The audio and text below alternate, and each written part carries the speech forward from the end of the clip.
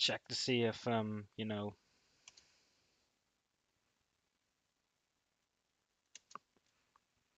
Okay, so okay, Yes. so okay, great. We have about 20 minutes until the thing starts. So we can block up the block notification. Oh my goodness.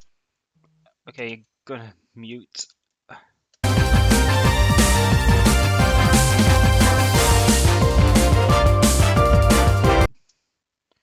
Oh my goodness. I prefer playing without sounds. Okay, yeah. So yeah, there is a walking wake on the other team.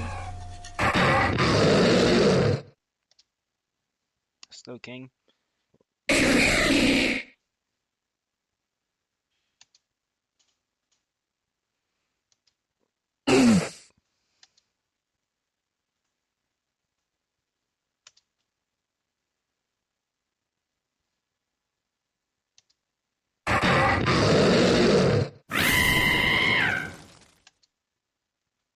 Oh, crud. I want to use the black and white sprites.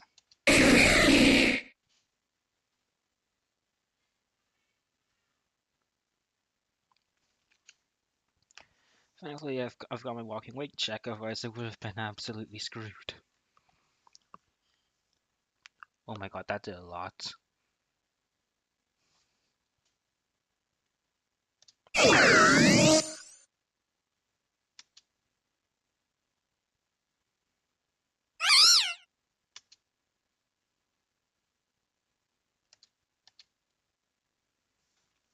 Okay, I'm gonna switch in with Breloom.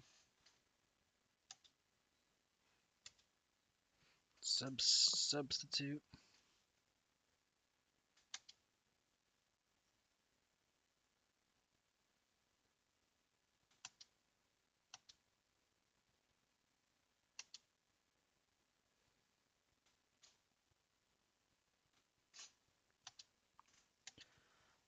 Low, my poison kill will keep me healthy for days.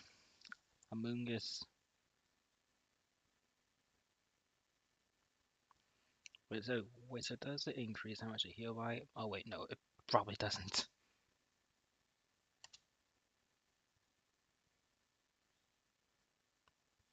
Well, it. Bye bye, Breloom. Um.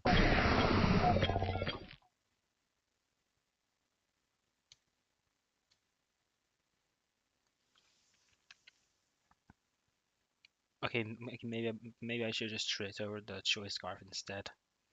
Whoops.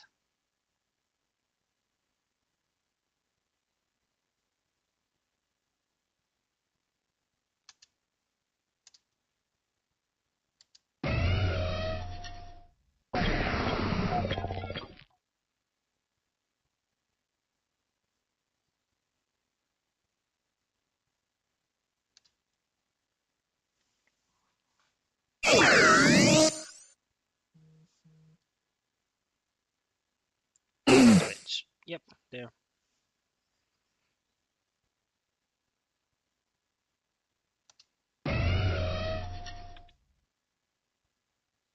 Headlong rush.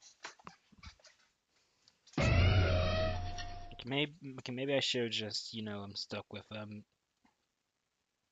Technician Breloom.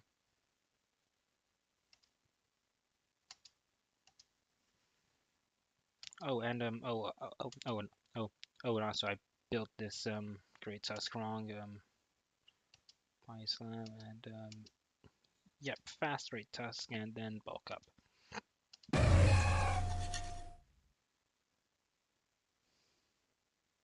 Yeah, I might have to sack Great Tusk here.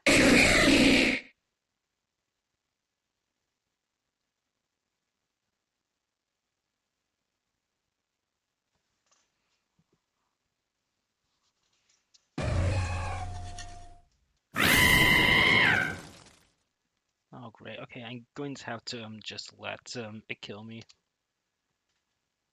because I don't want to have free momentum.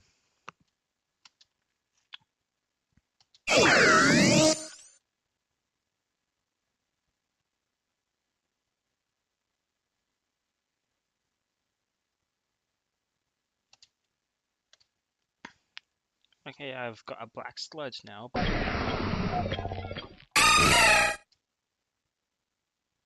Well, charge. Oh, great. Well, okay, I'm going to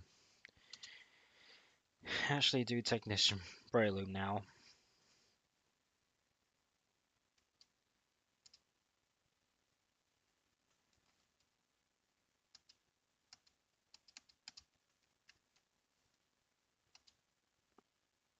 Let's see it, and maybe Close Combat.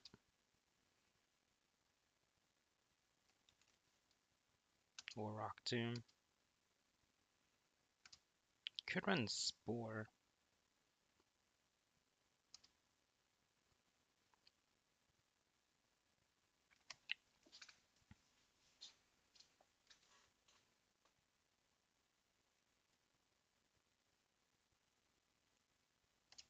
I'm gonna set High Dragon first because I need to set up rocks.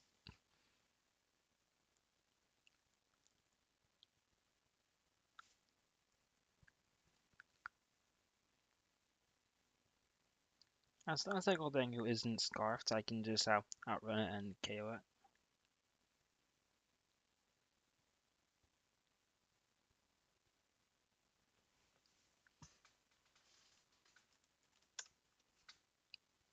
No wait, no wait, I want dark mode. There.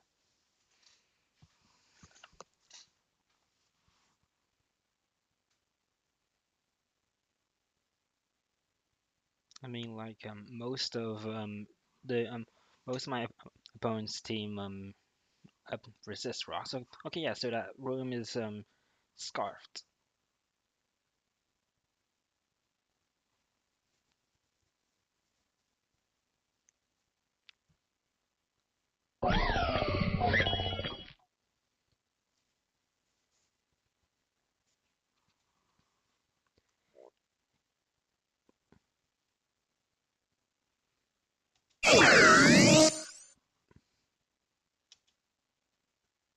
Oh oh no.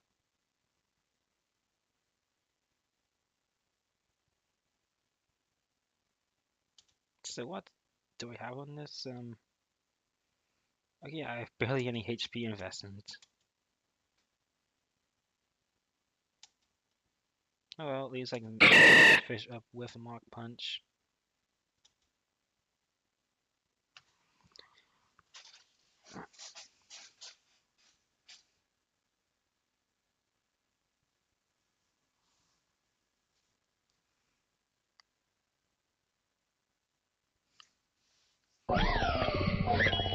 Oh yes, it's gonna switch into Volcarona and naively think it's going to set up a Gyarados on me.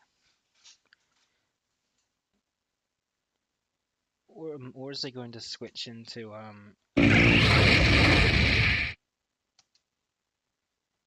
Oh yes, it's gonna set up a Gyarados. Expect me to switch out. Yep.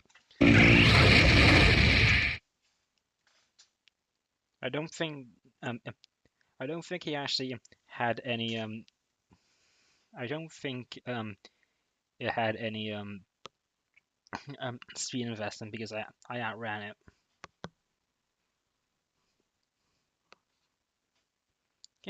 Okay, the anniversary stream lasts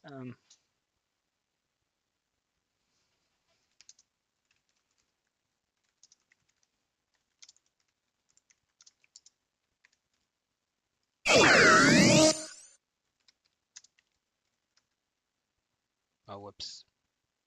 Typed in wrong.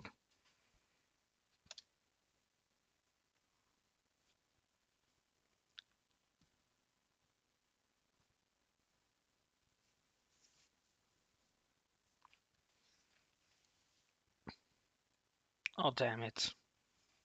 Oh, well, at least I'll do some significant damage to him.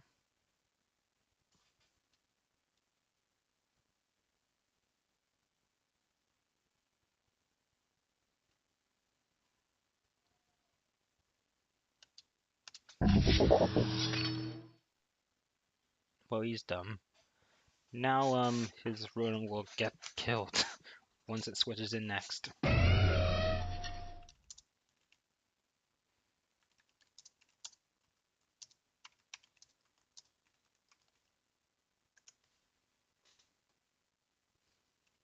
Oh.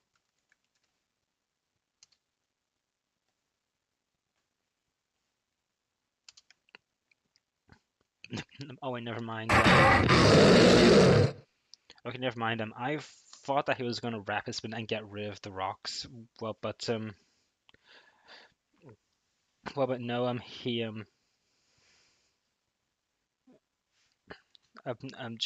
killed my Breloom.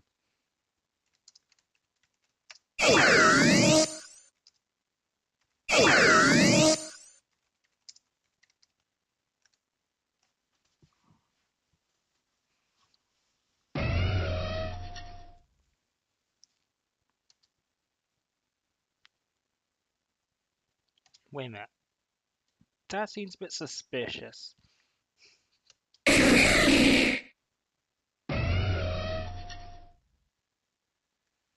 Knew it.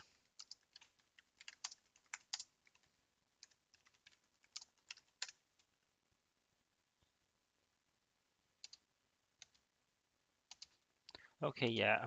I think this guy is running a Scar. So,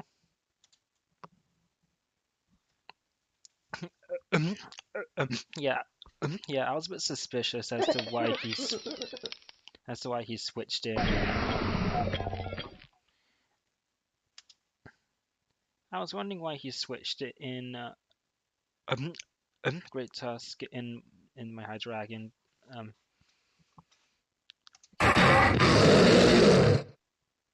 Oh yeah, this probably gonna KO, right? Oh,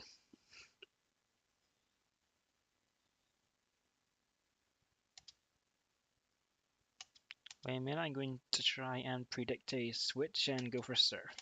I mean, it's probably gonna KO anyway. Wait, is that Goldingo scarfed? Alright, Great Tusk.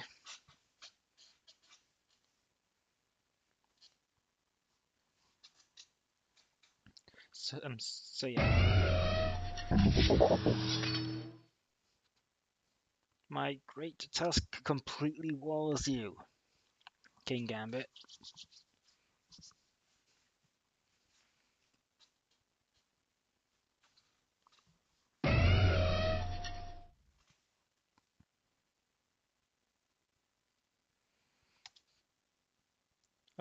Okay, so stab, close combat, and with Scarf. Oh,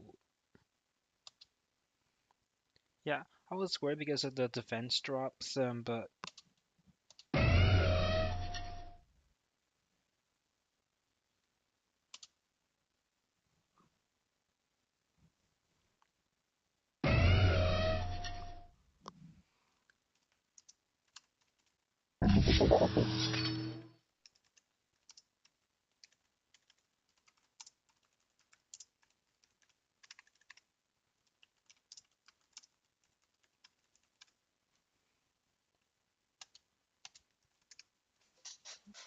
GG.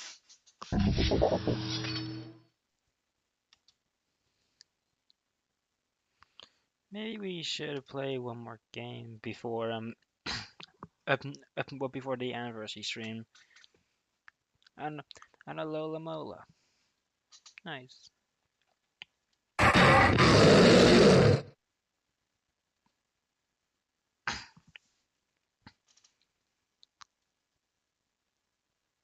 Should I terrestrialize? I don't really see how I'm gonna get past this thing. Apart from Great Tusk, well, but then again, it could be special. So Well, guess that's Brock's.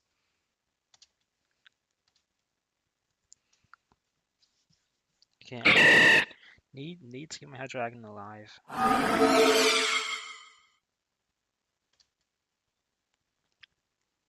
In order to check Dragapult.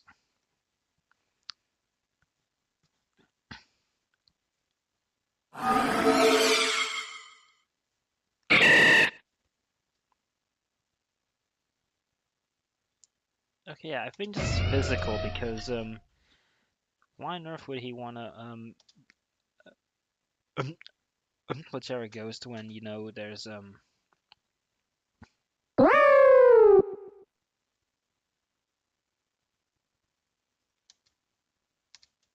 Rap has been away because I'm pretty sure it's gonna wish. And besides, the Alomo isn't killing me. Oh, but it.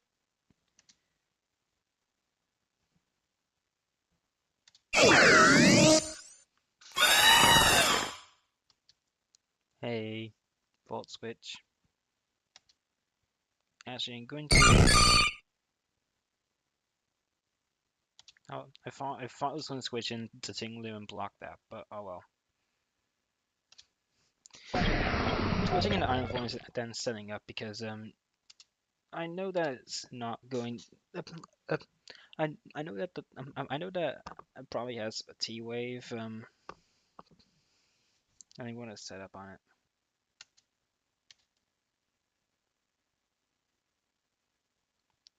It it's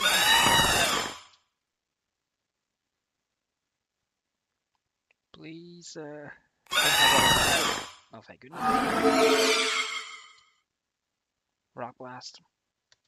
Oh, Sucker Punch.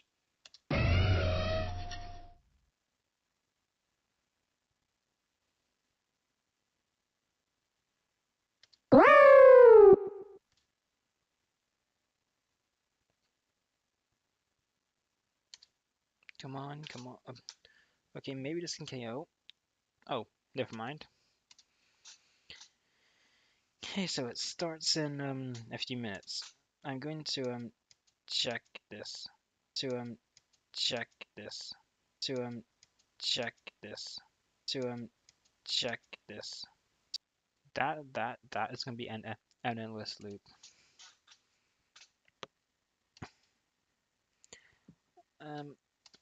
I mean, even if the stream started, it's gonna go through the whole premiere thing before it starts. So you know.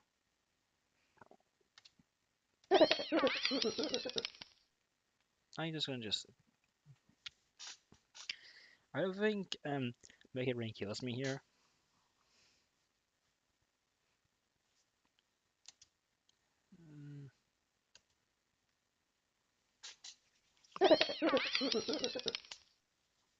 I mean, I didn't have to fog anyway, so I mean, I guess it's still a great Tusk.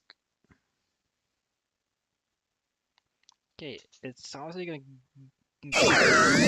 I'm gonna. Yep. Okay, yeah, I should probably just change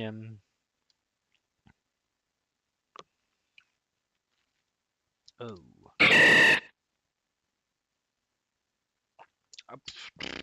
Whoop, there goes my priority. Side shock. I don't think I have anything I can ask with them. Oh, oh, it stayed in. No, that's what I think.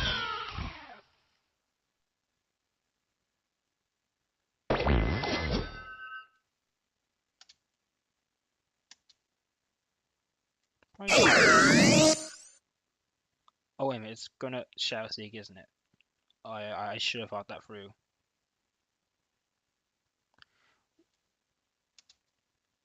Okay. I try to switch Integrate Tusk instead of just sacking it.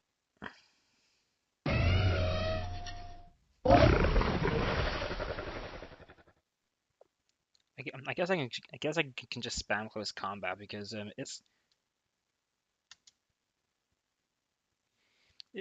it ignores my defense drops.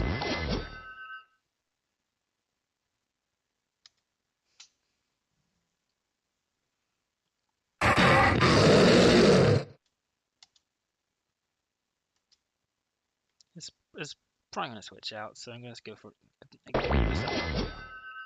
Never mind.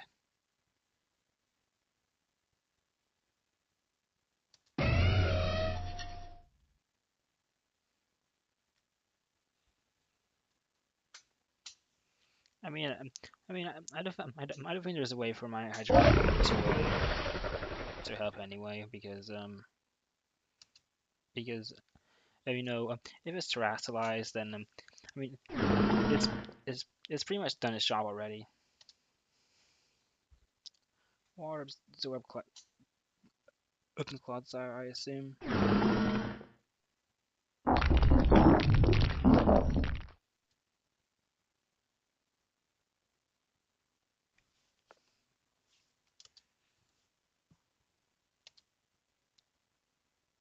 Salt cure. Let's switch Shining Forge because this is probably going to protect. Yep, knew it.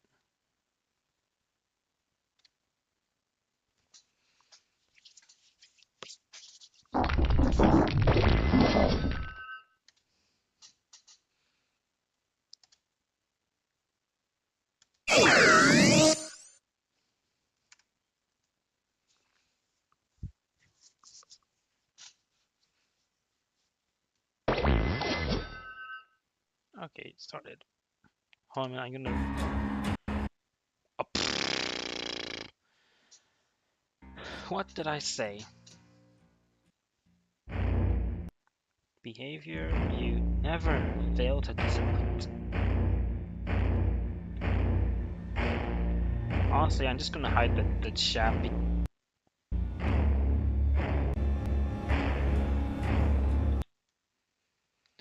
I'm just hiding the chat because, well, it's been cringy last year, so we're not gonna do that. There we go. I'm gonna try to replace Rotom because it's not really helping me a lot.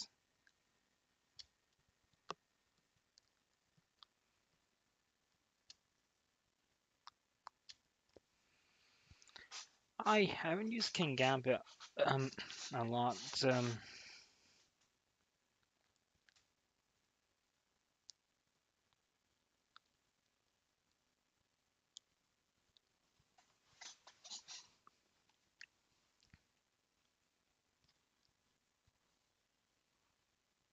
I mean, I guess I don't have no ghost coverage, so I may as well do this.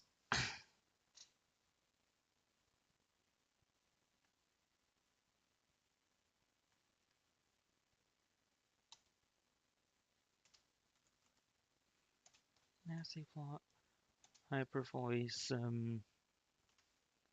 shadow ball. maybe Will-O-Wisp or something, or Will-O-Wisp and Hex combo.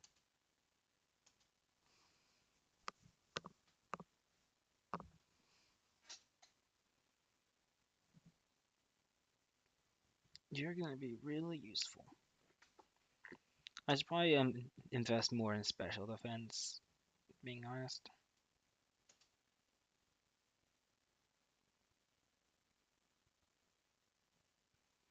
Man, I'm just going to just.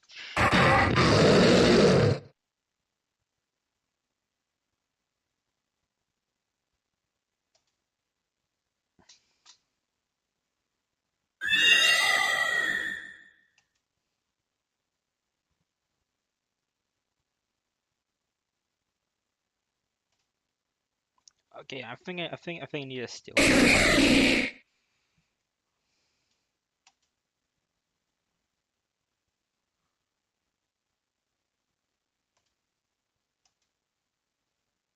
Oh great, it's gonna try and squeak with this, isn't it?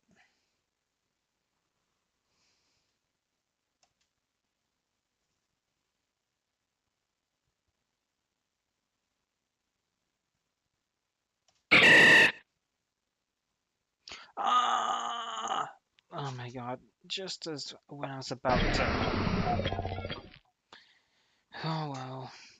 I'm gonna set up some dragon dances now.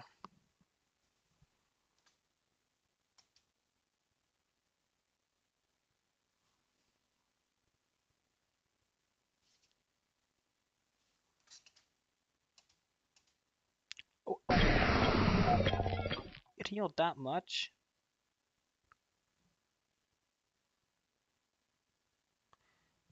Okay, I guess I'm underestimating things.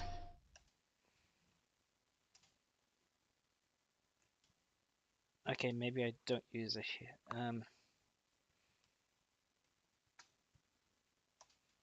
okay, I'll just use Core 9 instead.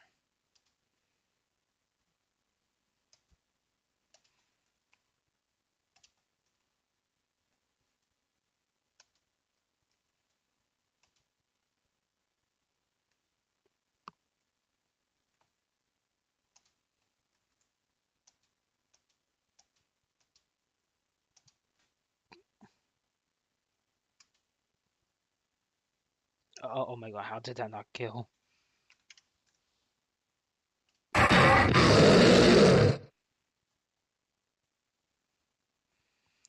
Honestly,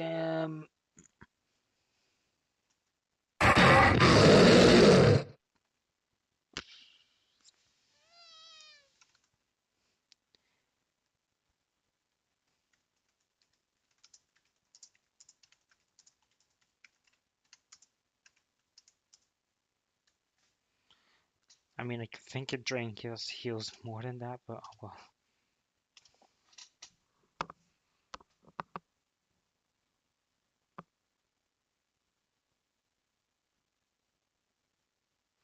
Typhlosion, eh?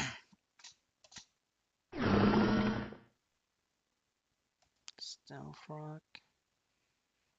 Is this thing unaware or is it Water Absorb? That's the one thing I can actually never tell about these things. Aha!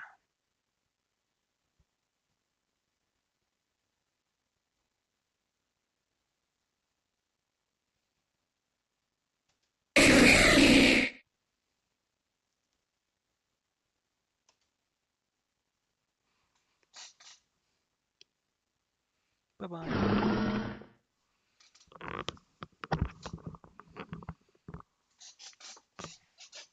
Okay, I need to defog away the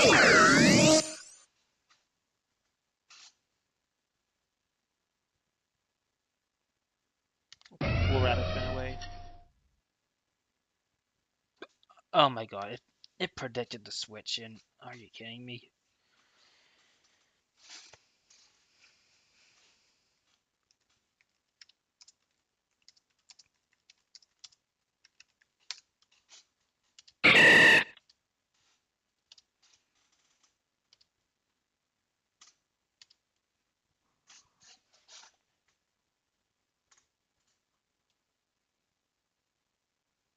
Okay, I was predicting that he would switch out, but okay.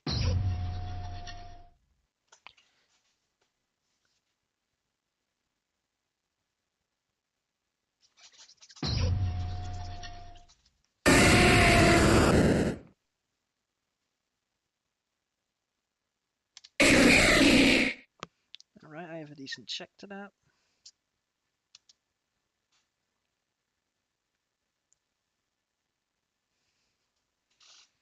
Let me get some. Yep, knew it.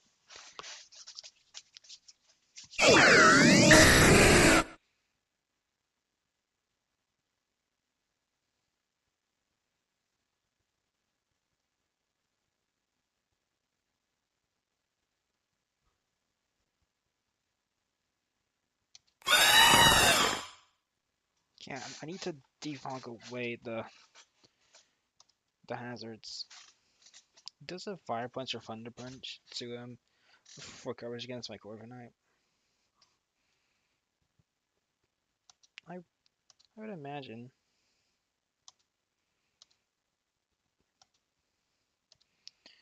I probably should just run a Rocky Helmet on this thing.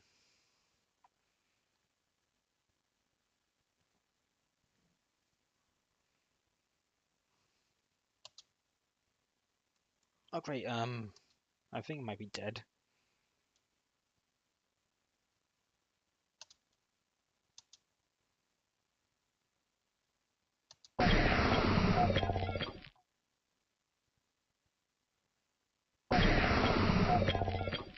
Yep, knew he'd do that.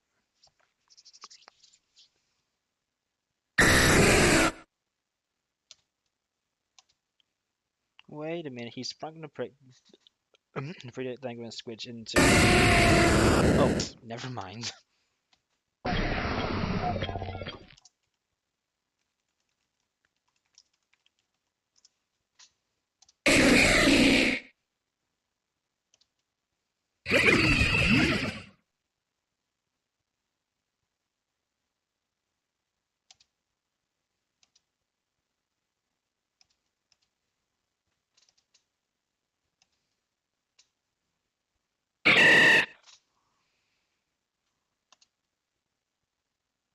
Right, bullet seed.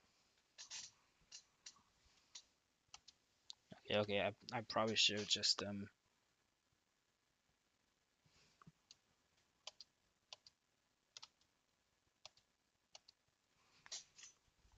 yeah, yeah, that's probably what I should just done originally.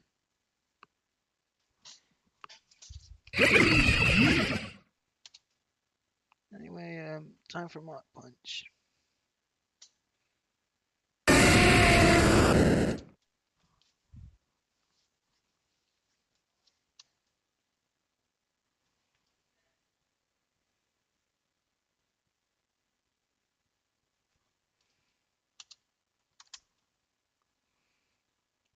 Basically, you have no chance of losing because I have Slowking to wall him.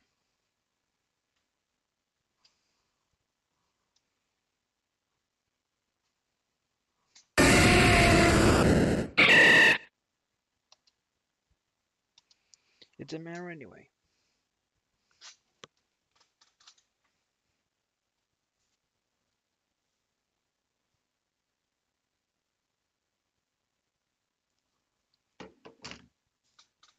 Okay, so this seems like another Sun team.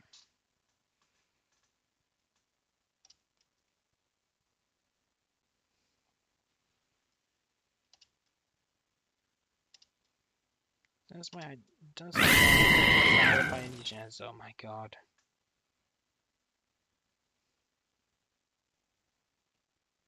He's gonna probably U-turn out of here, so I'm just gonna try to step. Oh my god, I was wrong.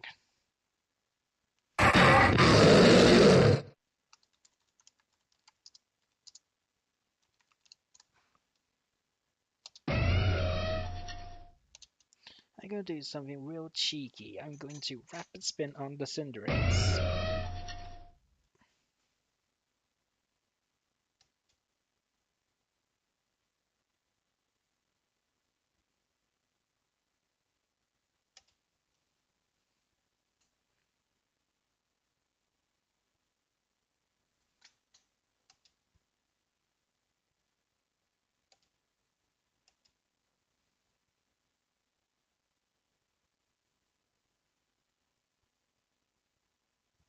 Okay, okay, it doesn't look like he has any hazards, any form of hazard saying, except maybe the Torkoal. But then again, he's not going to switch it on me. Oh, never mind.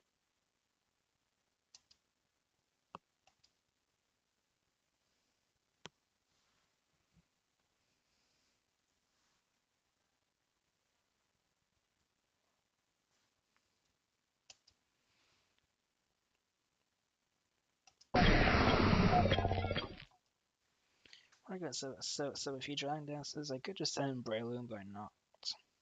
Oh my goodness.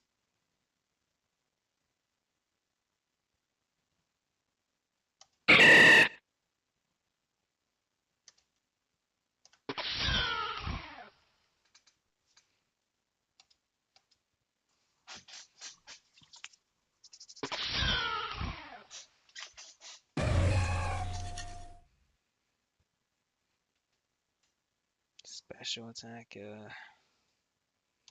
so you can tank anything from this thing, right? Yep, knew it.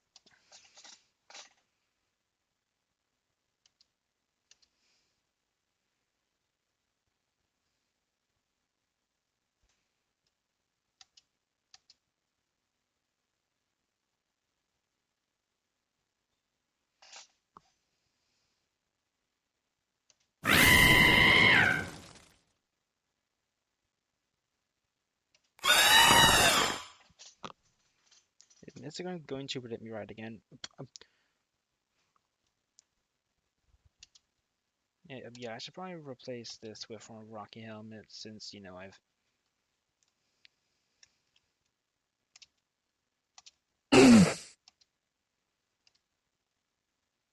Oh, oh, damn it.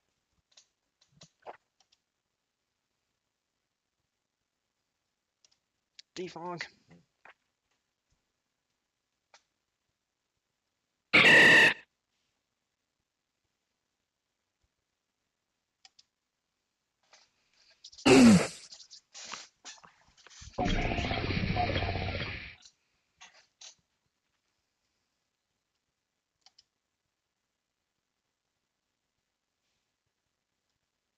Life orb.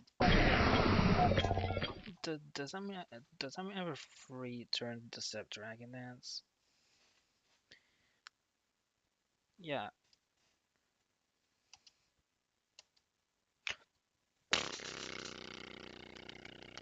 90%. Oh my god.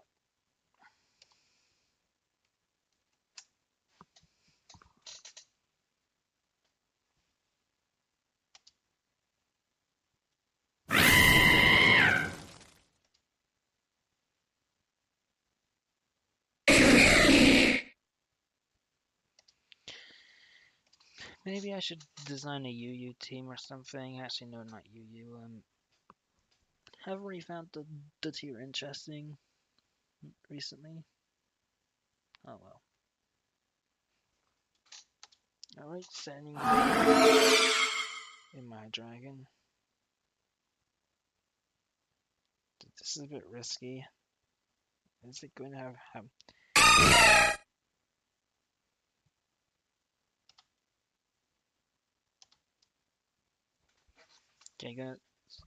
gonna switch into my reliable counter in Corviknight.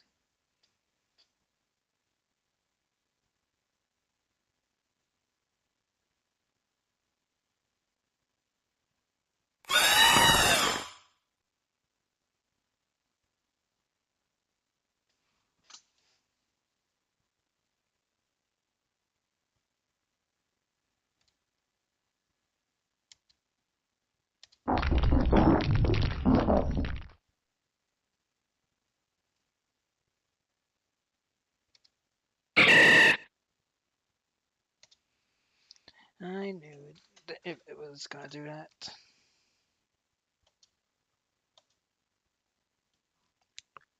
You done screwed up. Should I run something else instead of Life Orb?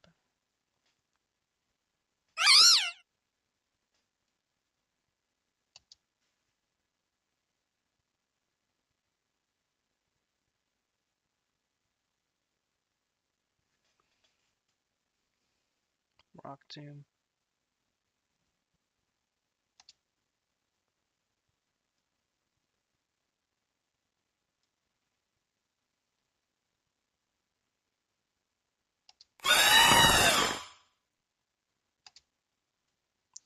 Okay, I'm gonna do Iron Head to maybe catch the Garg off guard when it switches in.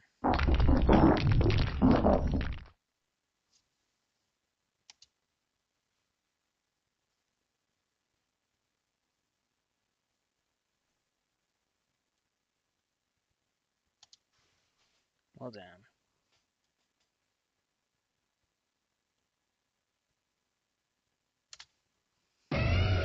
He's probably gonna switch. Yep, knew it.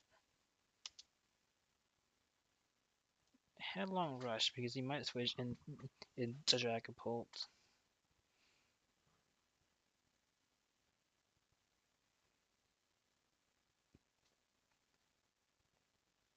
Okay, yeah, Headlong Rush actually hits everything on a same neutrally.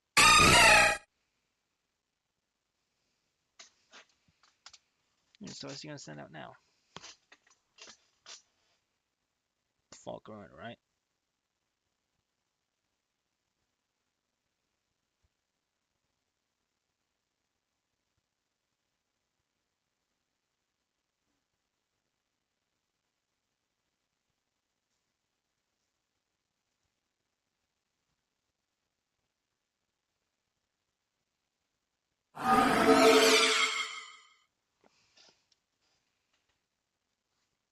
interesting. Coordinate. Can you survive stuff?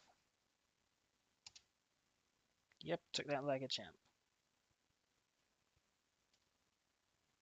And so he has 6 PP instead of a couple of PP.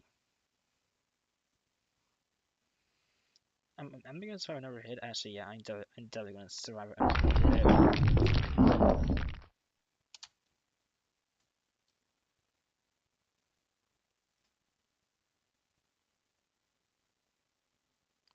If I keep on spamming Great Tusk, I'm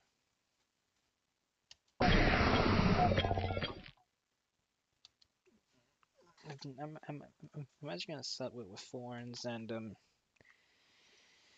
see if I can sweep. Oh wow, you just used up your Terra.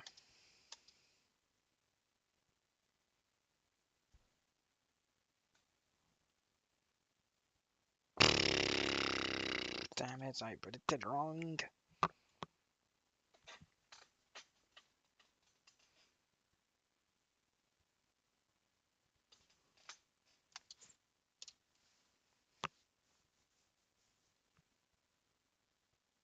Oh damn it! This Stark is predicting me like mad.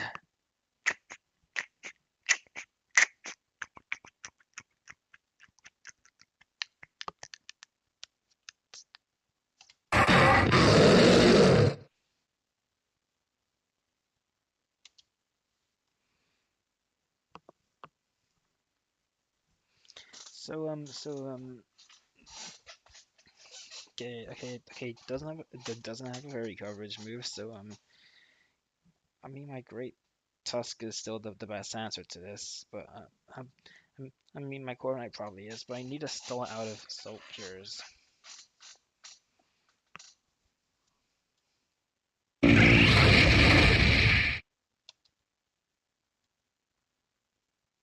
Will it outrun? You know?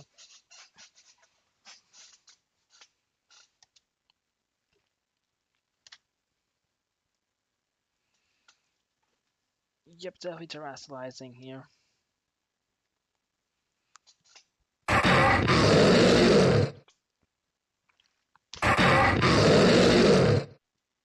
But well, I just guess I'm doing this.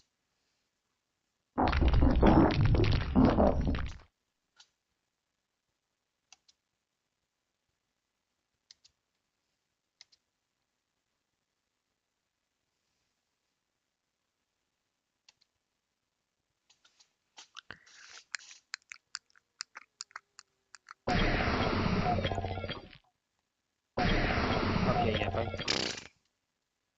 GG. Yeah, I can't win that. Starts in that 6 minutes. Maybe I can. Let's do mono random. Okay, I'm going to toilet real quick, so I'll be back.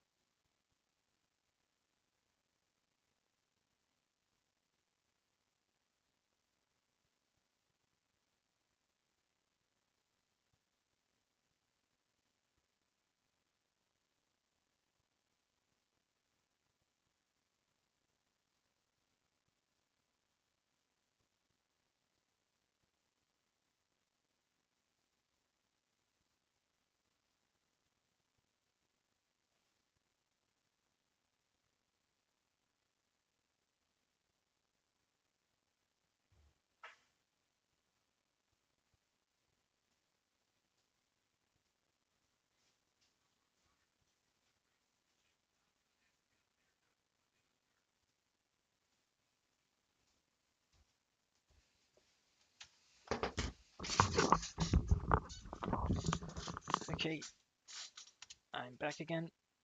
What? Redeemable code.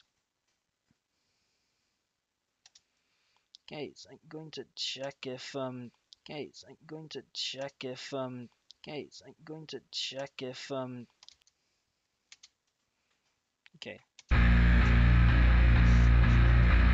Okay, I'm gonna change the streaming photo now. Just so I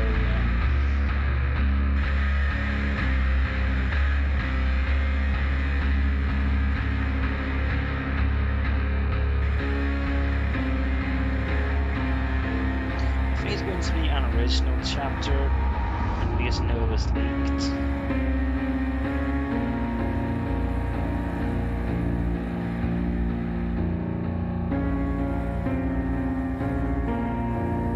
Anyway, in 1 minute it's gonna start. So, we're not gonna open the chat because they're nearly at a million subscribers. This channel will never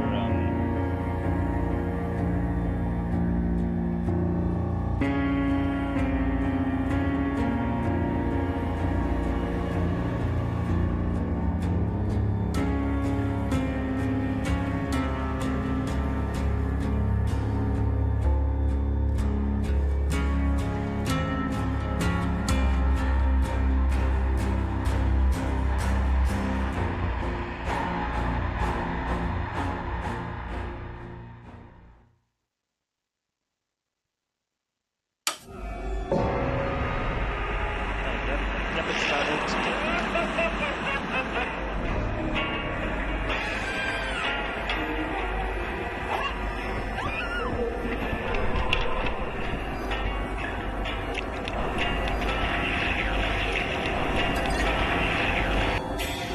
Okay, I'm just going to assume that's recording. Because, we're just going to assume that's recording properly.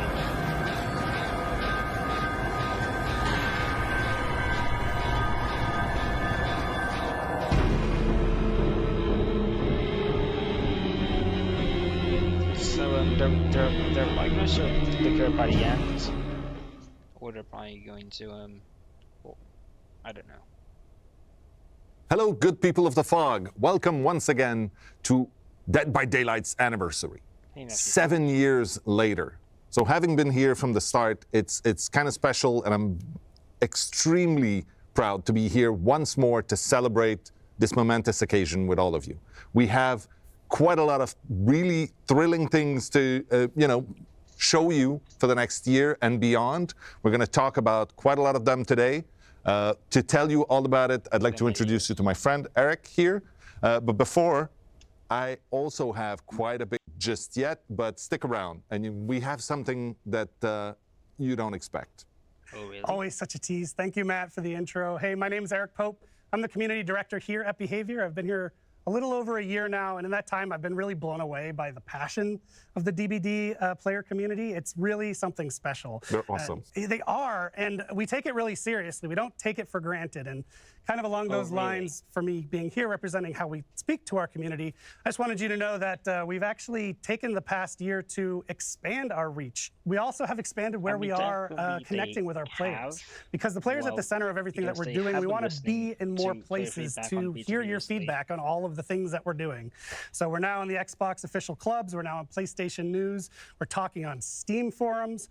We're even getting more involved back on the Reddit with the moderators there. There'll be more AMAs coming up from the team, and even live streams like you're seeing right now. We want to make more regular again.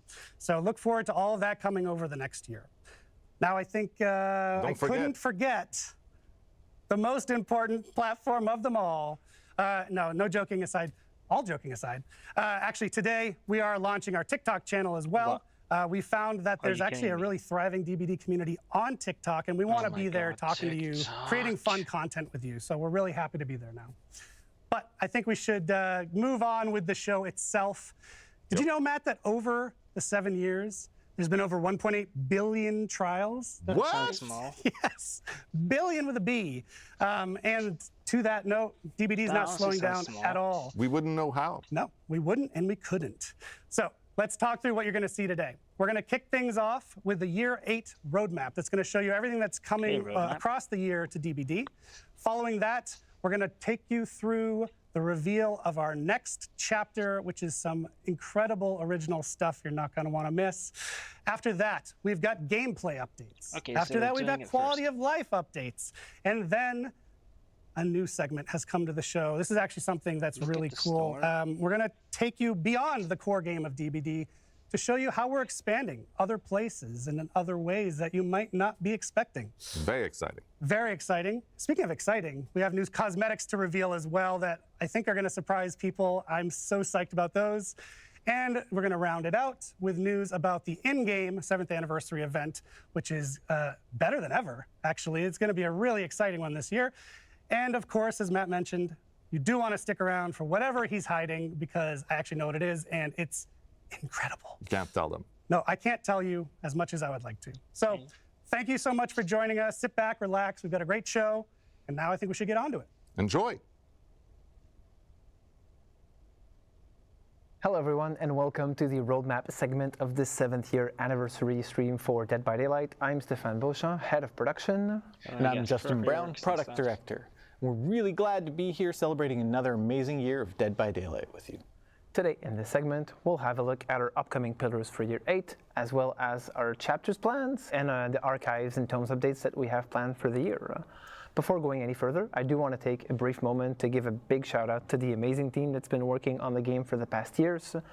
They put amazing effort and dedication into that and really allow us to get the game to the state it is today. It's just absolutely amazing and a pleasure to work with the entire team. Agreed. Over the past year, we've put out 2 particularly interesting chapters, I feel, amongst others. But first, Forge and Fog has allowed us to tap into a new theme which we've never really had a chance to before. Medieval, which is something we hadn't explored. So our first foray into that and how that ties into the horror themes and all, that was very interesting to navigate. And the second one, for the first time, we have released a first ever sequel to a licensed chapter in Resident Evil Project W. Such a great and cool addition to the game, I think, bringing in a lot of characters people love, and they have been really fun to play with ourselves. Absolutely. Wesker was so well done, one of my favorite killers to play, personally. And it was right around the time that he released that we also did the Prestige update, making it easier than ever for you to sort of unlock all of your perks throughout all of your characters. We also, shortly after the Wouldn't Prestige say update, it's reduced the that blood much point easier, total but, or it's cost in the definitely blood easier. web for all items. We followed that up with bots, survivor bots specifically, in custom matches, which was super useful. Practice your killer in a custom match. It's awesome. I mean, the bots are kinda done. I We haven't did 2 replayed it, important but quality of life updates to the archives. One being the ability to select quest per role, and then the second, just that in-game toast notification so you can track progress in a match, which is ever so helpful. And then last but not least, last year we said we were going to make our events bigger and better, and we feel like we really delivered that with last year's Halloween. Probably the biggest, best event we've done in Dead by Daylight to date. Absolutely. I haven't really Now, played it. switching gears, we're going to give you guys a first peek at the upcoming content you can expect us to release throughout this next year.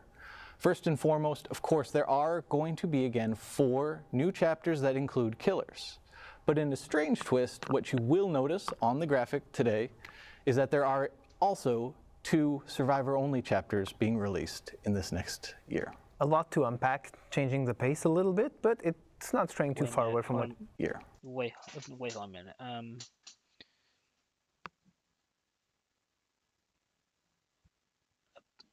Wait, you're doing a chapter in the middle of. Okay. After this one. Again, we're exploring another theme we really haven't had the chance to in the past, so that's pretty exciting, both in terms of the characters and the follow after that are going to be licensed, and I would say licensed with a big L if I can. Really iconic additions to the game. Extremely excited to be able to talk a little bit more about that. Unfortunately, a little too early today to be able to do that. We've started to play with them a little bit internally and seeing how the characters are going to shape up, and it's pretty exciting to actually have those additions to the game. Yes. So more to come later this year. In addition to that, moving away from the chapters, we will also have 4 new tomes added to the game throughout the year, as we usually have over the past years. So, moving away from our chapters Usually and make it archives, easier to, we'll now deep dive into know. the 4 pillars that compose the roadmap for the year. And as players will see, they're a continuity from what we've been doing over the last years. Of course, and though the pillars might look the same, the projects we work on under each pillar changes from year to year. The first pillar is something we've already talked about, events evolution, we're calling this pillar. We do plan on taking our 4 sort of pillar events and making them even bigger, even better than they have been in the past, including last year's Halloween, which we plan on sort of one-upping again this year. But in addition to those 4 pillar events, we're also going to look at adding a few more smaller events spread throughout the year. And for those of you who have been with us for a long time, you might already know what the smell of barbecue is in the game. I know you love barbecue. Love barbecue. We all do. For those of you who don't, well, you'll get to see it very shortly. But really the goal is to give you more to play with at all times in the game and something to work towards too. Second pillar is trust and security, which is more important to us than ever in Dead by Daylight. This pillar both reflects the systems that we're putting in place to make the game more secure, but also the way we're communicating with our players. The first one, the former of those, we're really excited to say that we're about to launch a vulnerabilities disclosure program, which will allow us to work with people in the wild to report potential threats about the game, about our servers, etc., and really facilitate us closing those potential weaknesses that we knew or did not know about within the game. So very, very excited to launch this. This is going to be coming up in the near future, so you can stay tuned for more info about that. Yes, I'm super excited for when we're able to share a little bit more information with everybody about that initiative. Next up, we're also going to be looking at revamping our sort of streaming strategy. We want to make sure that we're able to communicate with you, our players, more often, offer a higher level of transparency, discuss sort of updates and the progress on a lot of the features and initiatives we're going to be announcing and talking about throughout this stream today. We plan on doing that by doing live streams more consistently to celebrate, new chapter releases, large key beats, and generally just being in contact with you, our community, consistently throughout the year.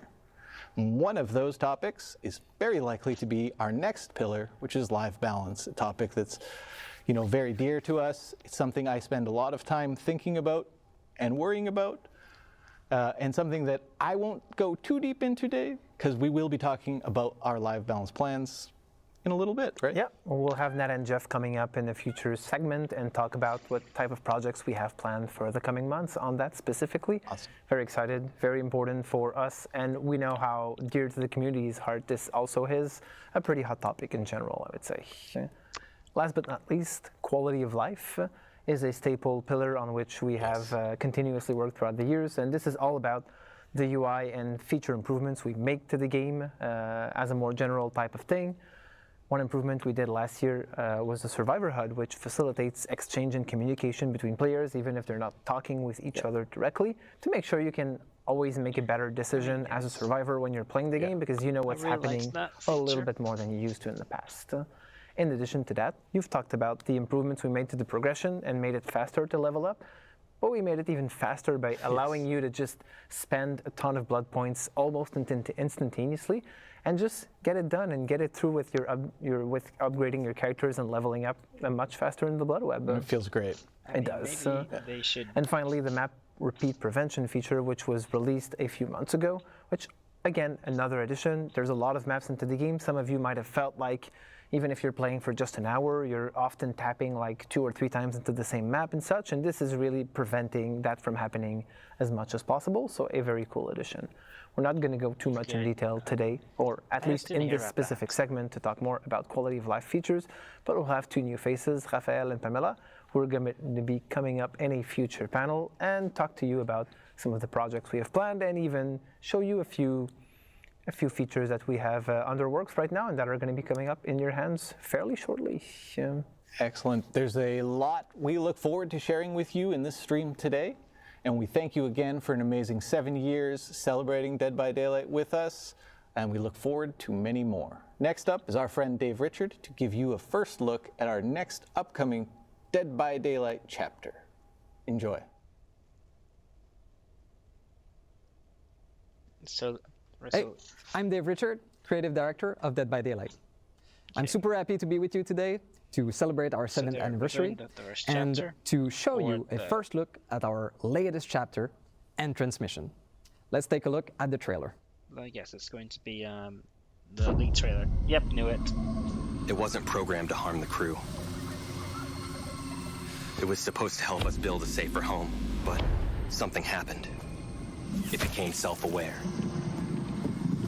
It has no empathy. It doesn't feel pain. I actually really like the design of the new killer.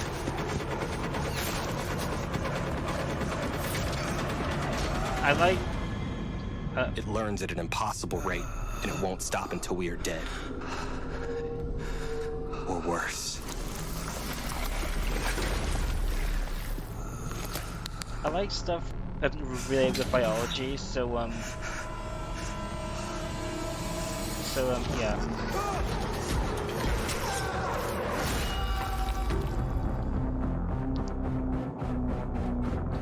Looks like the leak was true.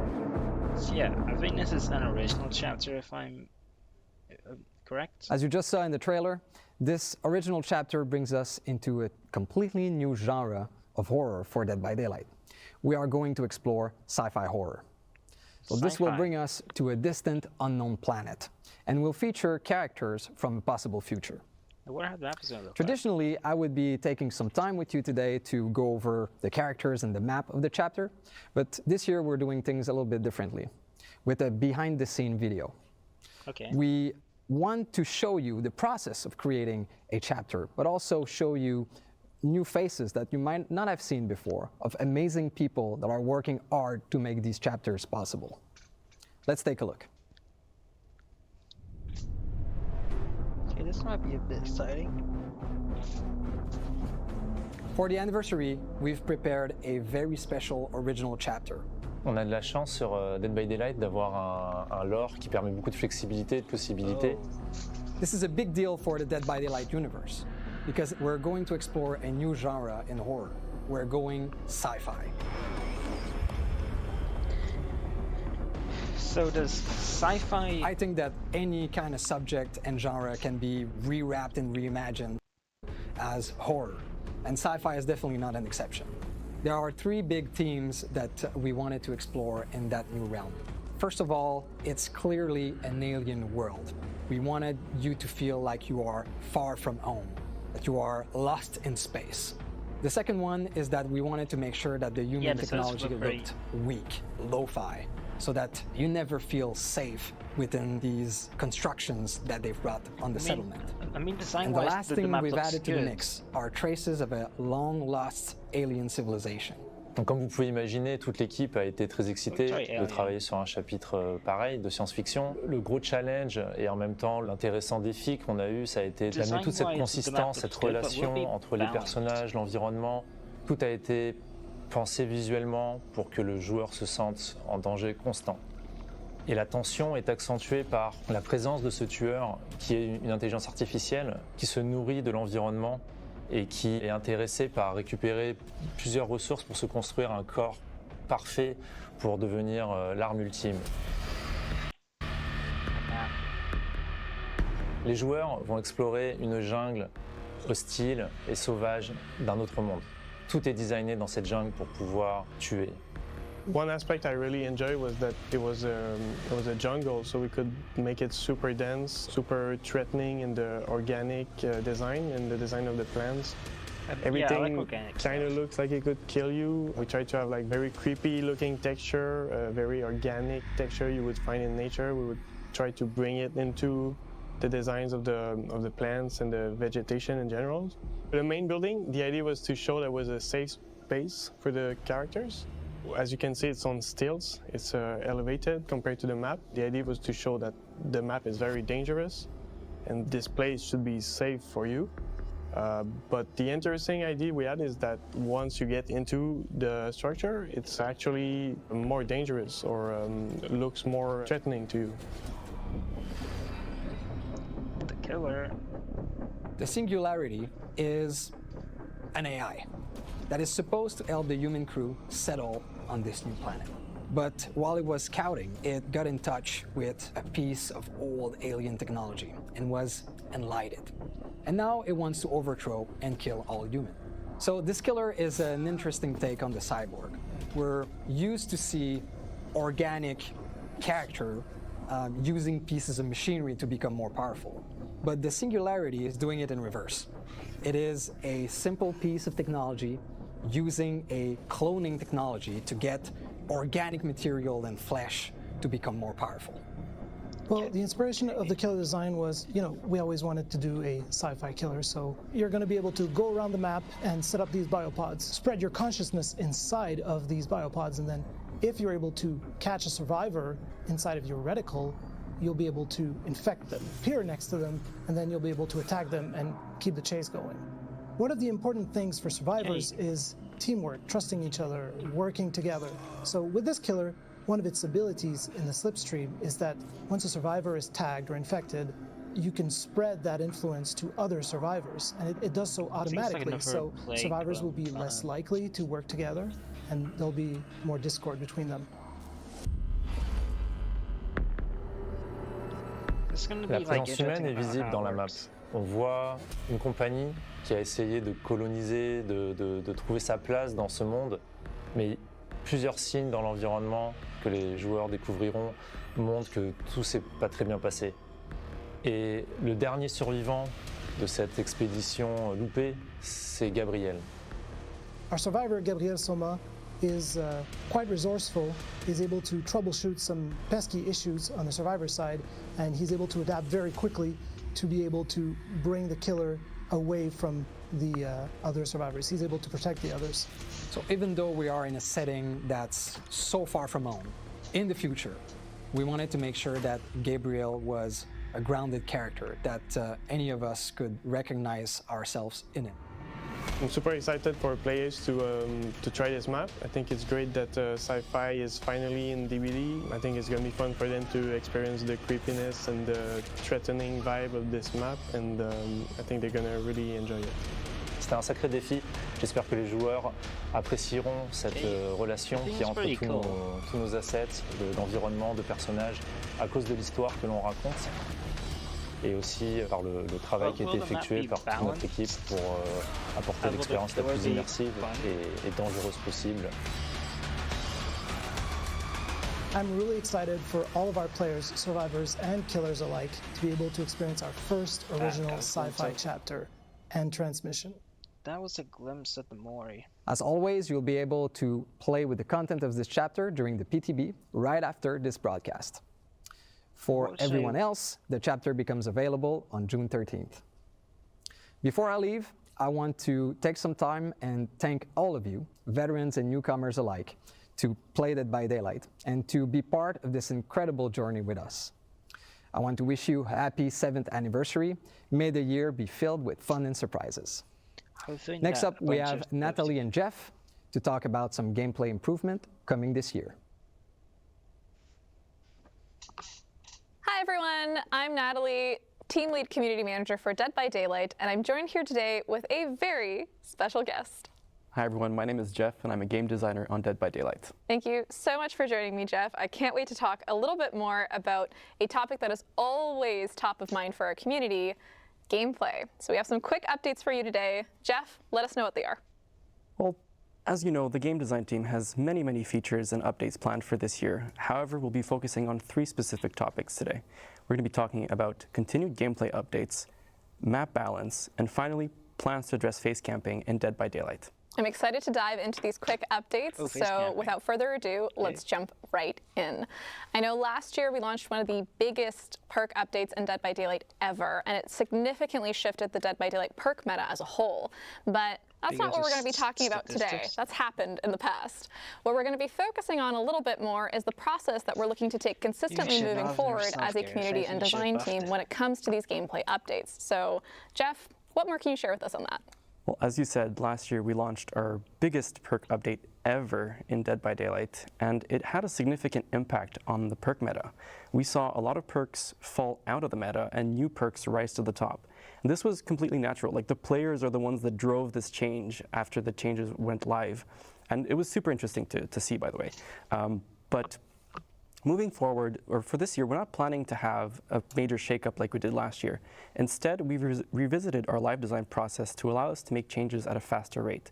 Instead, we'll be focusing on smaller, more focused balance updates with each update this year. That makes a lot of sense, and of course, it's one of the reasons why we listen so closely to player feedback as a whole. But it does sound like we're going to be able to integrate some of that feedback that we're bringing back to your team, and we're discussing when it comes to these kinds of updates a little bit faster than before. Am I right? Absolutely, and I think the best example for that was the previous PTB that we had. We had a proposed list of changes that went onto the PTB. The community gave a lot of feedback, and your team reported that to us, and we made some small adjustments. Well, we made quite a few adjustments to it, and it went live, and I think that everyone was pretty happy with the result. So our intention with this change is really to give us the flexibility to analyze, adjust, and observe the outcome more frequently. That way, similar to what happened with the previous PTB, if a change doesn't go as we envisioned, we can readjust it before it goes live, and even after it goes live, right? Like, we're still listening for feedback, and we'll make further adjustments if needed. Exactly. It's this ongoing process that never really ends. So I think that's something really important to highlight. But of course, we know that this doesn't only apply to things like perks and add-ons. We also are aware of some of the comments you folks are leaving about maps. Exactly. So we are very, very happy to announce that moving forward, we plan on having map balancing as part of these regular gameplay updates as well. What more do you have to say on that, Jeff? First, I mean, I can already hear the players rejoicing from really far away because this has been a hot topic for a very long time in Dead by Daylight. And I think you'll agree, and the players probably agree too, that most maps in Dead by Daylight are seen as either killer-sided or survivor-sided. And our goal with integrating into the live design process is really to make them feel more balanced, so creating a more even playing field for both sides. We started this process with the Raccoon City Police Department, then we followed suit with the Area of Crows map, and finally, the most recent ones were Blood Lodge and Gas Heaven. And what's great about these changes is that they can be as small as moving a small location for totems or generators to reviewing pallet safety so we can make a pallet more safe or less safe, to bigger things like changing the map layout or changing building layouts. Yeah, it's super exciting. I know our team's already coming through a lot of the feedback. Your team's already looking at how we can integrate some of that feedback. But looking toward the future a little bit more, what kind of maps are we going to be targeting next? I think I know what it might be. We need a drum roll over here. I know. We really do. Because this one is a big one, and I'm sure that the longtime players will be ecstatic to hear that the next two maps that we're targeting are some of the most notorious maps in Dead by Daylight. I'm talking about two Coldwind Farm maps, Fractured Cowshed and Rancid Abattoir. But what's important to remember is that integrating this into the live design process means that we'll be listening to feedback and making further adjustments as we go. Yeah, definitely. And it's also one of the reasons why it's so crucial that you let us know what your feedback is regularly through the official channels in particular.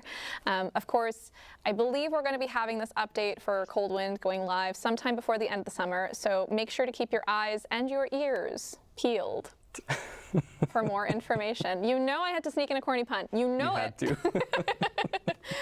All right, finally, in terms of our quick updates, we have one more feature that we wanted to discuss, and that is something to do with face camping. So if you're new to Dead by Daylight, if you've never heard this term before, face camping is basically a term used to describe a killer that's standing directly in front of a hooked survivor. They're not moving, they're waiting for that hooked survivor to die on hook, and this is usually happening either for a large portion of the match, if not the entirety of the match. We know that face camping can be very, very unfun for the person on the hook, but of course also the other people in the match. So we're looking to test out a new feature that's going to help combat face camping as a whole. So Jeff, tell us how it works. Well, the first thing I want to say is that as an altruistic survivor, it's really difficult for me to play against someone who's face camping because I just want to help and I can't. So I'm stuck, doing generators instead, which is fine, but I'd rather help my teammates. But yes, so the way the system works is that the hooked survivor has a meter on their screen, and it fills up based on the killer's distance to the hooked survivor.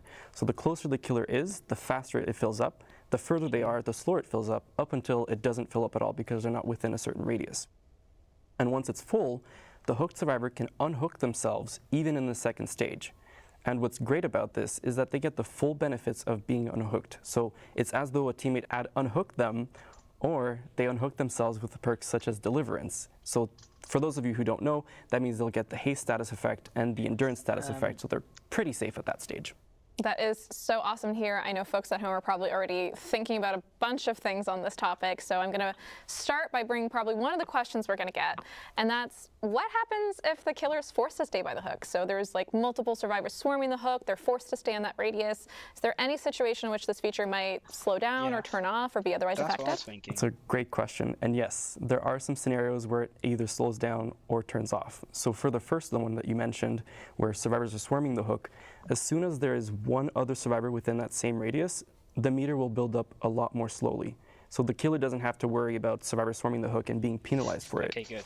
As for the second option that we talked about, which was turning it off, once the exit gates are powered, the feature is completely turned off. So you can defend your only objective, again, without having to worry about the survivor unhooking themselves. Okay. That makes a lot of sense. Of course, we're going to be so eager to hear what you folks are going to say on this matter. About this and feature, for the most part, it really does sound like this feature is targeting those most egregious cases of face camping, where it's really used kind of in a spot that's way too early in the game, or in a spot that's really not going to make sure that the match is as fun as possible. So with that said, though, when can folks expect to get their hands on this feature? When can they let us know what their thoughts are? The burning question everyone wants to know. So our plan, which is subject to change, of course, is to have it sometime later this year on a PTB. And as with all PTBs, we'll be listening to feedback and making further adjustments before it goes live. And even once it goes live, we'll still be listening and gathering feedback to make further adjustments, just to make sure that, it's as good as it can be. Of course, yeah. And again, TLDR, we are eager to hear those thoughts, so let us have them on the official channels as much as possible. We're always keeping an eye out.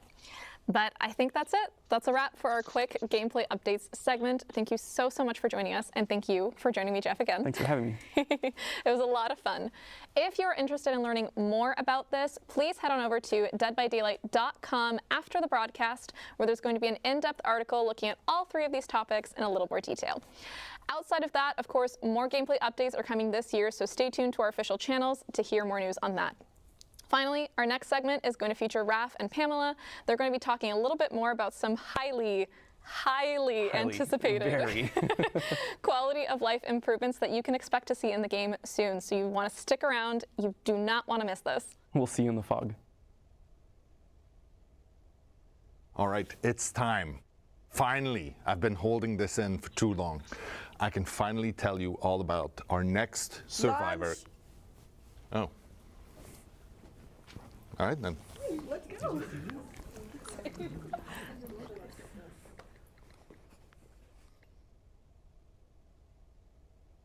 Hi, everyone. Glad to be here to celebrate Dead by Daylight's 7th anniversary. My name is Raphael, producer on DBD, and today I'm pleased to be with Pam as well. Hi, Raph. Hi, everyone. My name is Pamela. I'm the lead UI designer on Dead by Daylight as well.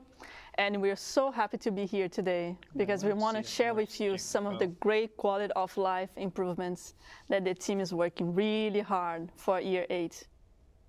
So before we dive into the good stuff, today our goal is to give you an idea on when we plan to deliver those upcoming features. Okay. That said, you know it is, sometimes priorities and timelines can shift, but we're more dev-focused live stream than ever planned for this year. We'll make sure to keep you in the loop. All right, let's get to it. So Pam, to start, I think you have something that the community has been asking a lot. Yes, so we all know Dead by Daylight has been live for 7 years now. And if you have been playing the game since the start, there's no way your inventory isn't full of perks, outfits, and charms, and add-ons and items. Because we did release a lot of content back in the time. But last year, we did introduce the feature called Loadout Preset, which means that you were able to manage this process a little bit easier. But right now, we're so happy to say that we are building on this feature even more. Because we are adding finally the Loadout search bar to help you find quickly whatever you're looking for. So on the Loadout search, you're just going to need to type in either the name of the thing you're looking for, or just a word within the description, and it will find it for you instantly. So great. let's say I'm looking for the Great, perks finally affecting you said that, because, generators. I just I have type a in scroll like- generator, and voila, all the related perks will be displayed. Exactly. Oh, I can see how it's going to be a huge help for our players. Yes, and not just that. We're happy to say that this feature is also going to be available in all platforms. Thank you, because that's so And you much more won't have clear to than wait having for to- it having longer to just, either to test it, because this feature is going to be available today on the PTB update that we're going to be releasing right after this broadcast. Amazing. We really hope you're going to enjoy. Yes. So as we're talking about improvements in the player experience, Raf, I know you have something really interesting for us today. Yeah, we got a lot of requests on this feature. All DBD players know that sometimes when a survivor disconnects, well, it put the rest of the group at huge disadvantage. And it's safe to say that at this point, it's not going to be an ideal experience. So that's why with our upcoming feature, once a survivor will disconnect, an AI bot will take over so that the game can continue. And who knows, maybe this bot will be even better than the player who just disconnected. So, joking aside, we really hope this will alleviate frustration and help matches to run more smoothly. We'll be able to. Yes, and also to make sure that no one is left in the dark. What we're going to do is, as soon as a bot spawns in, every survivor and every killer on the game, they're going to be made aware through the UI, as well as a sound cue, whenever they see there is a survivor disconnect bot in the match they're playing. And right now, we plan to release the feature this summer. Amazing feature. Because, so for the next feature, if you're playing online game, I'm pretty sure you're going to recognize what Pam is about to mention. Yes, this is something that we are super excited because the team is really working hard in trying to come up with an entirely new type of cosmetics. So you'll be able to showcase your personality on Dead by Daylight even more. So what we're talking about here is the player cards. And what means for us on Dead by Daylight is, alongside your name, you're probably going to be able to assign a background or a banner and an icon. And you will be able to earn those cosmetics during the fall. This is where we're planning. But the idea is they're going to start as standard rewards in every tome. And we're still going to be working on other ways for you to earn those cosmetics in the future. So we're not stopping there. That's awesome. Can't wait to share my custom icons and banners. Yes. One last thing, Raf, I know you have something that ties everything that we're talking about here related to improvements. Yeah, as we said today, we're constantly working on making DBD a safer, but also a more secure environment for all players. And the report system is an integral part of that. Right now, how it works, at the end of the game, if a player wants to report people because of bad conduct, hacking, or other reason, they can. But let's be honest, there is not much visibility on that process. But it's important to say that our team has always been committed to taking action on this report.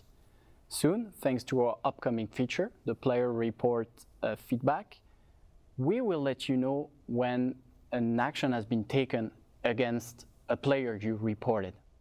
And also to highlight even more, not only every report that every player does is really appreciated, but we are really taking serious and having those actions done on our side. Yeah, and as for now, we plan to release the feature over the summer. And that's it for today. Thanks for another amazing year. Thank you so much, Pam, for being with us today. Thank you, Raf. Next up, an exciting look at what lies ahead for the world of Dead by Daylight. Enjoy the rest of the broadcast. Ciao. Ciao.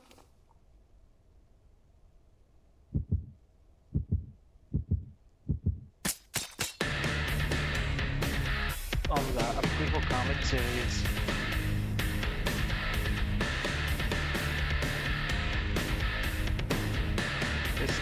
Are you going to retcon stuff?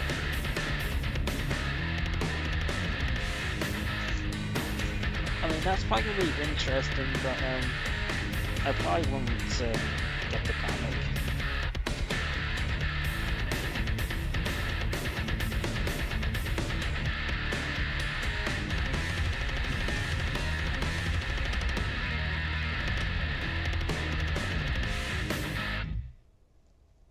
That's cool, but I probably won't get it because, you know.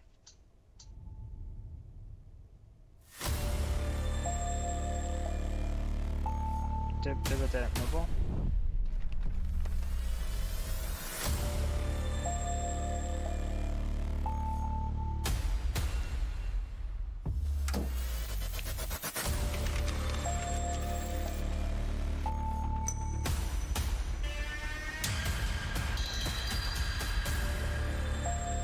I mean, DBD mobile, from what I've seen, looks extremely cool. Well, better than you know, better than you know, the regular game.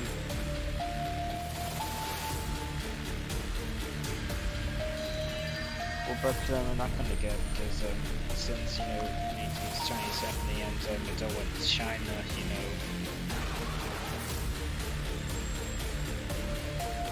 Oh yeah, but yeah, see what I mean because of you know they just put so much effort into this.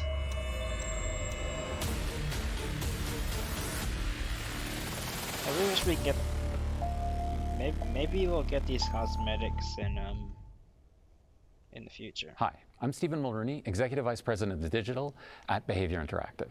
As someone who's been on Dead by Daylight since the very beginning, it's been amazing to see the ways both the game and its community have grown.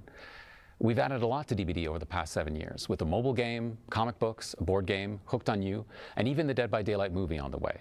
We've become a franchise with something for everyone. Today, I'm happy to announce that we're gearing up to get even bigger, expanding Dead by Daylight beyond our core game and giving players more ways into the fog than ever before. To bring these new experiences to life, we're collaborating with some amazing studios, one with expertise in multiplayer games and another with expertise in interactive narratives. So with that, let's hear a little bit more about what they've been up to. Yeah, so what are you doing? Go over it in England. We're obviously all horror fans here at Supermassive and massive fans of Dead by Daylight. Now we're thrilled to be collaborating with Behavior on a brand new single-player interactive story game set in the terrifying omniverse of Dead by Daylight. We've been working hard to blend the tension, agency, and branching storytelling of a supermassive game together with Dead by Daylight's mythology to create an intense narrative experience filled with powerful life or death choices. Our game will be set outside the entity's realm and feature the story of a new cast of characters who players will follow for an unprecedented experience beyond the fog.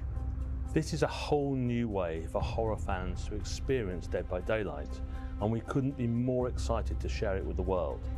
So stay tuned, we'll have more to reveal later this year. It's been almost a year since Midwinter joined the Behavior family to work on a brand new project set in the Dead by Daylight universe. One of the things we love most about the world of Dead by Daylight is the infinite possibilities. We thought about the game's multiplayer action, which we love, and reimagined it in a completely new way. The themes in our game will center around greed and the lust for power. These will be present in both the gameplay itself and in the stories of the characters who were tempted to enter a strange new corner of the entity's realms. Our vision is to create a multiplayer PvE experience where instead of facing off against each other, up to 4 players can team up, enter another one of the entity's realms, and take on a host of deadly enemies that occupy it. This project is still in very early stages. We are really excited about what we're doing and can't wait to share more as we go. Stay tuned for more. 7 years in, and the world of Dead by Daylight has never felt bigger. I'm so excited that players will have 2 new ways to explore the entity's realm. There's still a lot of work to do before we'll have more to share, but just follow Dead by Daylight and we'll make sure you're the first to know. Okay, a lot of promising stuff. Hi everyone, I'm Xavier Etchepart, Art Director. Hi everyone, I'm Rosalie, Senior Product Manager. We're super happy to be back with you today to talk about all the new exciting content coming to the Dead by Daylight store over the next year. Rose, it's been 7 years already. Long journey. Oh, what a long journey, what a beautiful journey, but 7 years old, wow. Dozens of collections, thousands of cosmetics brought to life with passion and dedication by our art departments. And Yeah, along the years, we provided to our players an incredible amount of options when it comes to how to represent themselves in the game. Some would say too many. Yes, it's a lot of outfits, and more are coming. And today, I think we should share more about it, about what's coming. We're ready to share. Yeah. And also, we have a special guest joining us later to discuss about this unique collection we work on together. So, yeah, maybe we should start. Okay, so Dead by Daylight is a game, as you all know, that's known for its great soundtrack. And we're always on the lookout for opportunities to explore like the music scene in particular in our cosmetics. And we have 2 collections coming in the next year that, well, although they've just come together and we don't really have any dates yet, but we really couldn't resist sharing. So here goes. First off, Dead by Daylight is partnering with heavy metal legends Iron Maiden. Yes.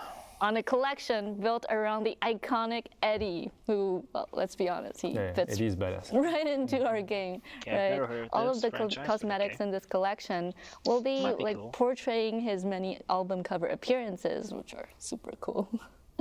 And secondly, we're thrilled to be partnering with Slipknot on a collection that showcases many of their trademark masks. We'll be making 9 masks in total, paying tribute to some of the band's most iconic members over the years. Well, all 4 killers, of course. Yes. So yeah, as we said, it's really early for both of these collections, but we'll share more news as we get to work on them. What's next? Yeah, I think it's a good time to talk about our community, Our community, I mean, since the beginning of Dead by Daylight, they are super important for us, and we were attached to put the spotlight on them on a unique store collection since a while, because like we have fans all around the world who are also really talented and creative artists. For sure. And even if it's not the first time we showcase their work in the store, organizing the competitions, right? We did that before. Exactly, to appear in game. This year, we would like to take it a step further and unifying our inspirations, passion, guidelines to build something new together. Wow. And the result of it is the Artists from the Fog collection. So I remember when we asked to our community to submit their work. And we got hundreds, thousands applications. Plenty of amazing applications, and we had to select some of them. So I remember we selected 4 winners from Poland, US, Spain, Canada. There is also a 5th contributor, as you know. We'll keep it for later. Featured on that collection, but we invited them to select their favorite character. It was important, and we're super lucky because we ended up with a split of 2 survivors and 2 killers. So balance was perfect. And then we met and we share with them all these things they need to know to work on our outfits, like the technical constraints, the lore, how to mix and match, etc. Everything they needed before giving them the really precious maximum creative freedom to start their designs. And next we did this regular follow-up with them, and we achieved beautiful and functional designs, still respecting the artist's intentions, but also our needs. And yeah, it was an incredible collaboration. We have beautiful outfits, because I think like all these creativity, these ideas, their design, they brought to our game, our fresh approach to it, new eyes. So it's, I mean, I'm super happy with the results. So thanks again for these artists to work on that collection was great. That's great to hear. Yes. And also we have that 5th artist that we invited ourselves to be a part of the Artists from the Fog collection. Yes. She's an industry veteran, as you know, known for her fantastic work on like Okami, Bayonetta, the Evil Within series, and of course Ghostwire Tokyo. We're incredibly excited to have her joining us today to share a little bit about her designs. Welcome, Ikumi Nakamura. Hi. Hello. Hi, Ikumi. Welcome. Hi, I'm Ikumi Nakamura. Dead by Daylight のコミュニティの皆さん、こんにちは。よろしくお願いします。Welcome, Ikumi-san. Hi. It's great having you here today. But before we get into the outfits you created for Dead by Daylight, we wanted to ask you first. Could you share with us what draws you to horror? And like, was it something that you liked growing up? And like, what's so unique to you about creating art in this genre? なるほど。ホラーに惹かれる理由は、私もともとお父さんが小さい頃からホラー映画とかホラーのゲームをたくさん与えられて育てられたので、正直惹かれる理由はあんまりよくわからないんです。なぜかというと、自分の体のなんか細胞の中にホラーが染み込んでて、ホラーがあると絶対見るし、ホラーの作品があるとすごい気になっていつも見ちゃうし、でもやっぱりホラーってなんだろう、こう掘り下げていくと結局のところ人の死とか人の生きるとかが描かれていて、非常に多様性があるジャンルだなと思って惹かれるんだと思います。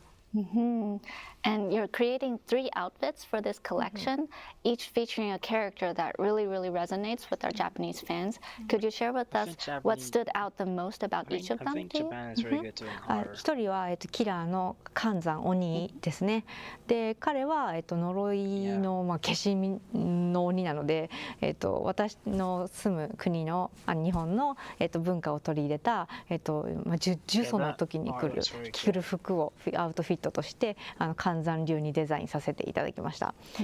で、リジョンのジュリさんは、彼女は狂気的な学生の気持ちを持っている女の子だと思っているので、それを表すためにそういう私たちの文化であるスクールガールの衣装をアウトフィットで彼女にあげてみました。で、もう一人がユイで、彼女はすごくバイクを乗ってるたくましい女性だなって思って大好きなんですけれども、そんな彼女の私生活とか、彼女が原宿とか行ったらどんな格好をするんだろうっていうのが見たくて、それでデザインをしてみました。We'd also love to learn more about the whole process and your inspiration for the creation of the design. キャンドルを頭につけてるんですけど、それはプレイヤーから見たら、寒山が来た、隠れなきゃって分かるような目印にもなるし、ゲーム的な意味もつけてデザインにしてます。で、もう一人のジョリーさんに関しては、もともと4人でリージョンじゃんで、だから4人デザインしたらいいのかなと思って4人デザインしちゃったら、1人でいいですって言われて、分かりましたっつって言ってジョリーさんをデザインさせていただいて、で今80年代とか70年代のポップカルチャーが非常に世界的にも流行しているので、そこの時に生きていた学生さんといえば、ヤンキーとスケバンだと思って、そのアウトフィットを彼らにあげました。はい。で、ユイに関しては女の子のじゃないですか。だから彼女のなんか本当私生活できるのをすごく見たいって思ったのがまず第一で、次に彼女のいつもはバイクの衣装、バイカーの衣装を着てるからわからないんですけど、実際彼女が可愛い服を着た時にどれだけキラーから傷つけられてる姿が見れるのかもっと見たかったんで、比較的薄着にして、彼女がキラーから逃げやすいように動きやすいようにしてスポーティーなスタイルを取り入れました。はい。Well, thanks again for joining us today, Kumi-san. The outfits look really amazing, and we can't wait for fans around the world to enjoy them. So the Artist from the Fog collection, featuring work from Ikumi Nakamura, will be available in the Dead by Daylight in-game store this summer. Oh, one more thing. I have a last announcement. What? And it will be a nice piece of nostalgia for any long-time fans of Behavior. Because we have our team, our big team, and an important part of this team worked on a game a long time ago named Naughty Bear. Oh my God!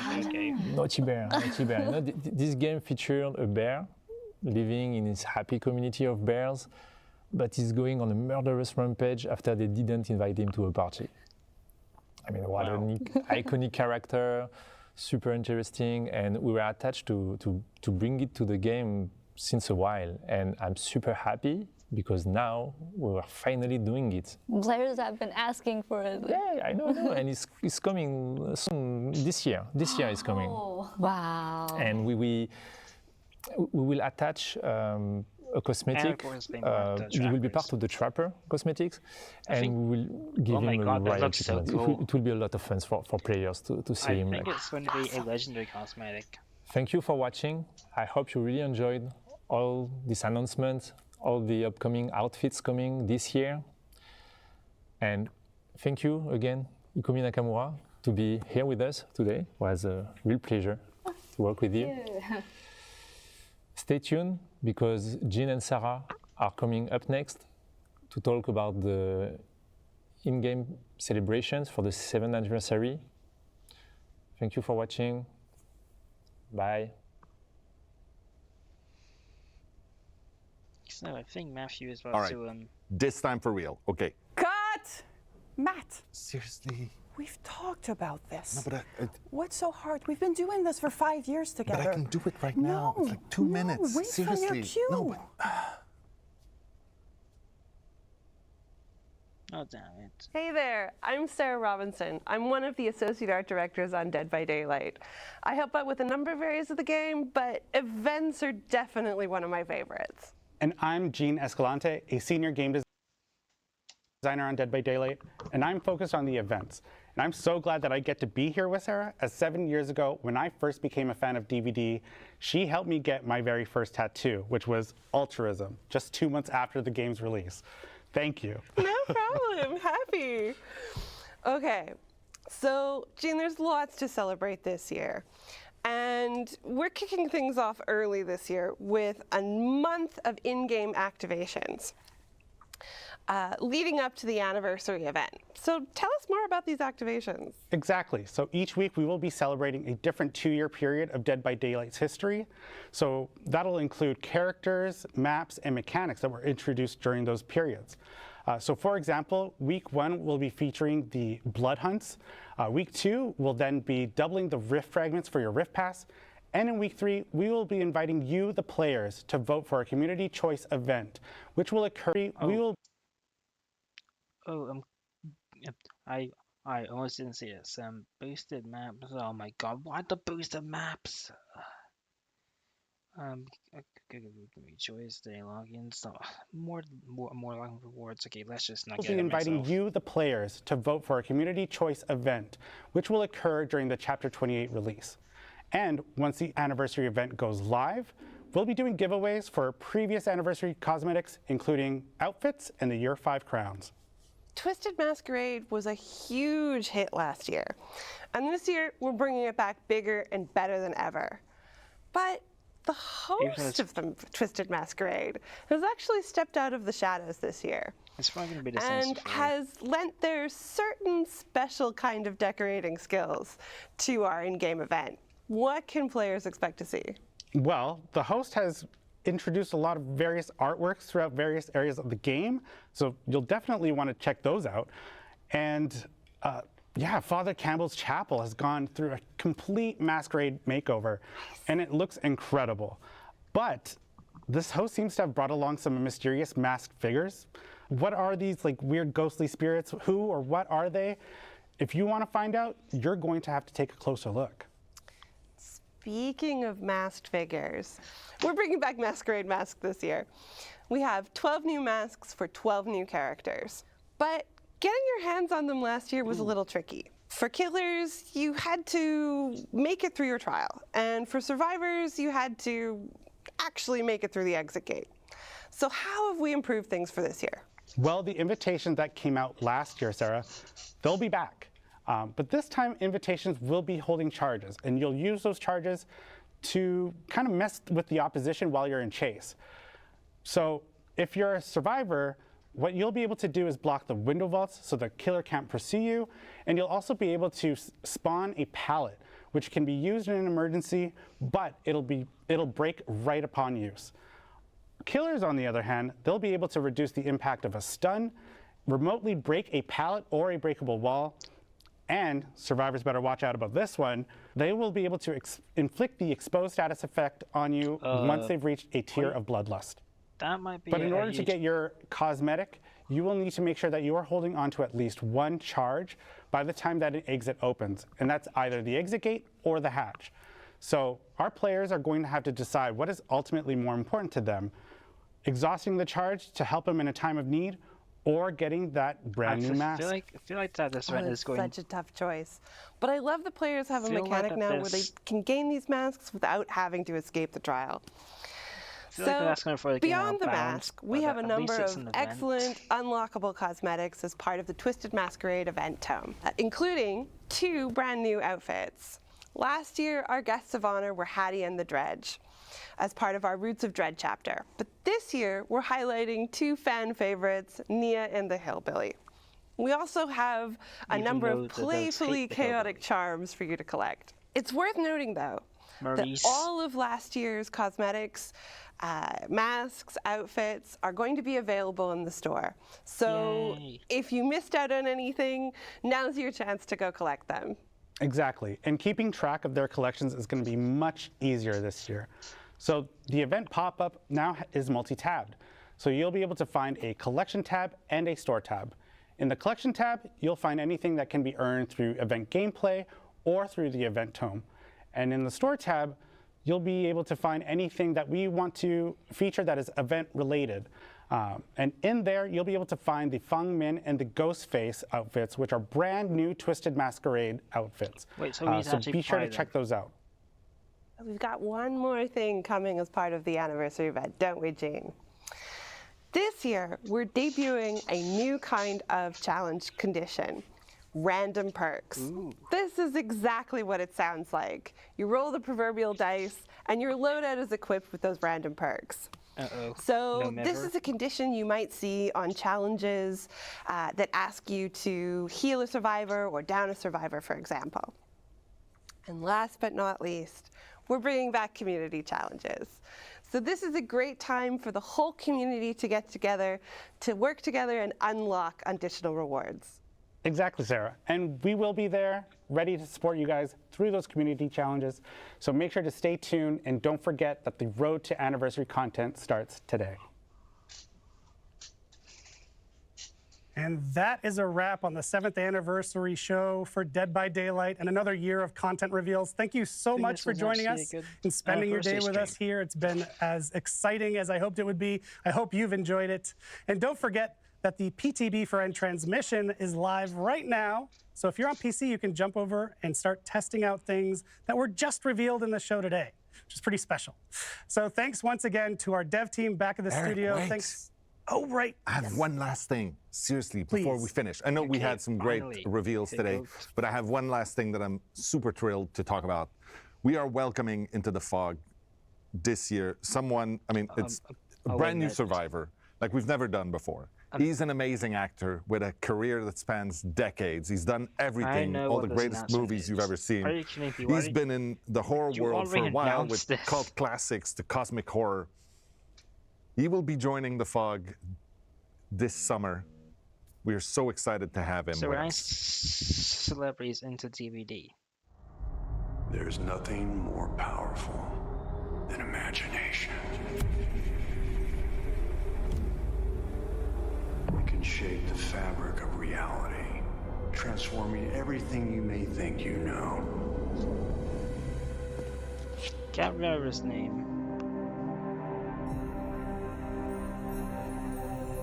Aha, yep, Nicolas Cage. You already revealed this. Like, why are you hyping it up?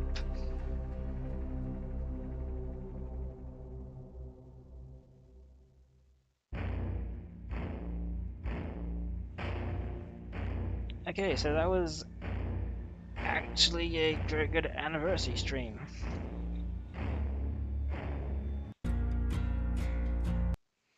Okay, so yeah. Hope you guys enjoyed the stream, and I'll upload the VOD onto YouTube, and yeah. That was actually better than I expected it to be. Anyway, bye. And I'll probably start streaming Dead by Daylight later. But yeah.